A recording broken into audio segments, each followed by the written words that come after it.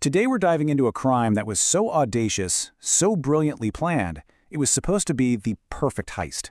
But, as we're about to find out, even the most perfect plans can go spectacularly wrong.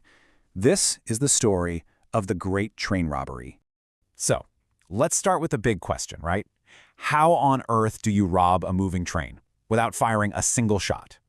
See, this wasn't some brutish smash and grab. It was a crime of pure intellect, a kind of ballet of criminal precision that relied on nerve and inside knowledge, not firepower. So really, how did they do it? Just look at this timeline. It's almost hard to believe. In less time than it takes to watch an episode of your favorite show, a 15-man gang stopped a Royal Mail train, took care of the crew, and just vanished into the night with an absolute fortune. The execution? Flawless. It was a masterclass. Now, an operation this smooth, this precise, it doesn't just happen. It needs a director, right? An architect. And it's time to meet the man who literally called this heist his Sixteen Chapel. Bruce Reynolds was not your typical gangster. He was a total paradox. Here's a guy from a tough background who saw himself as a gentleman thief. He even called his time in prison his university, where he learned his craft. He drove an Aston Martin, he read Nietzsche, he planned his crimes like a general going to war. For him, this robbery wasn't just about the money. No, this was about creating a legacy. So, you might be wondering why this train on this particular night? Well, the answer is almost laughably simple: a bank holiday. You see, a long weekend in Scotland meant that cash shipments from the banks were just piling up, and an inside source knew this train wasn't just carrying a bit of cash, it was carrying a once-in-a-lifetime payday.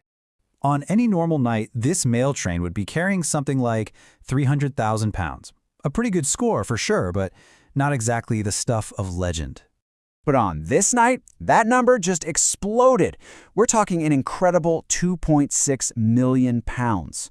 All thanks to that bank holiday, this mail train had become a rolling vault.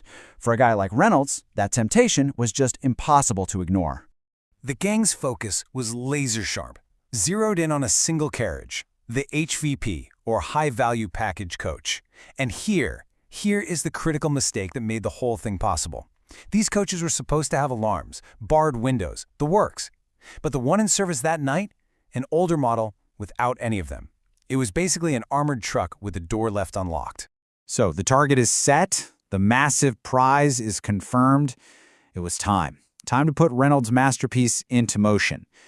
Let's get into how the whole plan actually went down. The plan itself was just brilliant in its simplicity. It was a two-step move. First, they'd rig the trackside signals to show red, forcing the train to stop in the middle of nowhere. Then they'd